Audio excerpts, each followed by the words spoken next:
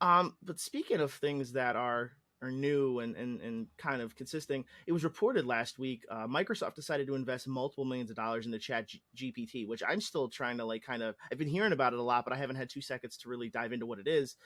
It's the AI system for writing term papers, performance reviews. So it kind of sounds like dictation software if I was taking it.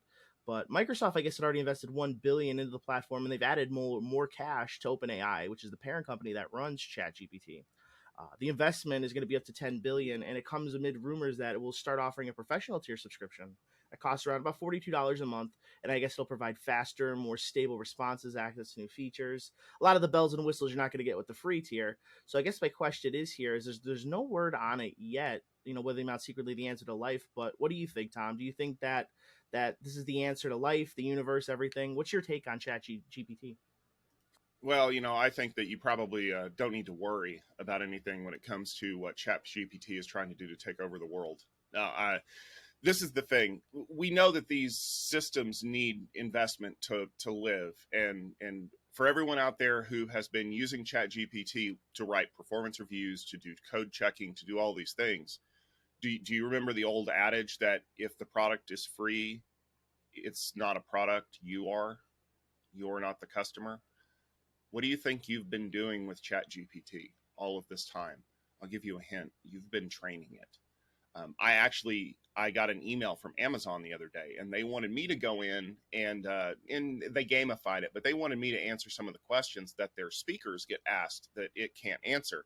And oh my God, some of these things were a little bit ridiculous. And that was a system where all it's doing is giving you the prompt and having a person read through it and check it out. This is completely automated. This is something that is procedurally generated. And I think it's interesting that, the things have been getting better as we go along, which I think is important. But ultimately, the problem is, what's the end goal here? And I think that with the announcement, or at least the rumor, that there's going to be a pro tier, we see what the end goal is.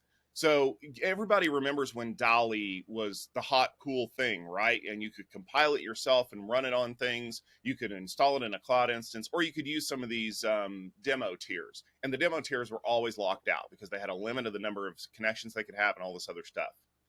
So what do you think is going to happen when ChatGPT starts offering this, 40-ish, $50-ish a month tier per user for people? Those people get to jump right to the front of the queue, and they get to do whatever they want with it. They can type in certain things, maybe things now that you add to ChatGPT that it kicks it back and says, I can't do anything with that prompt, or I'm not allowed to answer that. $40 a month, I can answer anything you want. And so what ends up happening is that the access is going to start slowly being curtailed for people who are not paying. Now it becomes a product, and more importantly, now it becomes a product that can be licensed and integrated into other things. And I know what you're probably sitting here saying. Oh, well, OpenAI, they're going to keep it open forever. You're absolutely right. Just like Linux is an open kernel.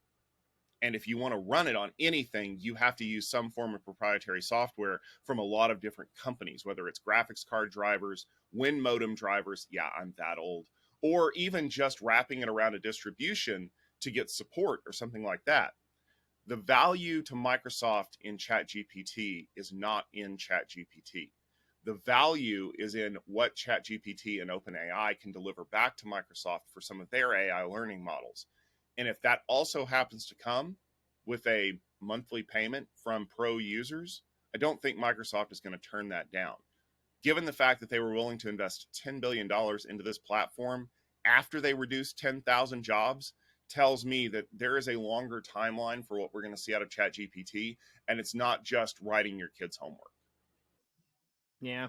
I'll be honest, I'm always weary of any type of AI based software like that. I'm gonna go too into it, but I've just always been because I've never like I remember back with Dragon had their Dragon dictation software, like 2007. That was kind of when my first real hands on like seeing it.